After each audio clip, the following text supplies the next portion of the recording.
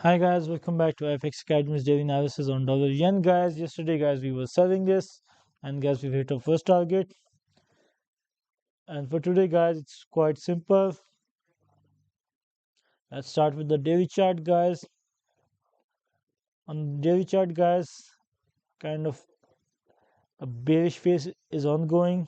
On the 4-hour chart, guys, yeah, it looks more like a correction, but guys, we can only start buying this once we're above 1.34466, and we've turned this resistance area into support.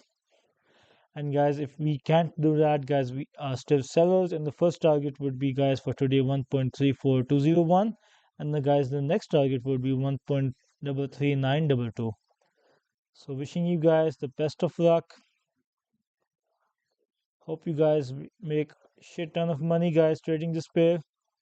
And guys, if you break above this, I would wait a bit higher to till 1.34587. And guys, if you break above 1.34587, I would expect a big move, and the first target, guys, would be 1.3520024, and the next move target, guys, would be 1.35308.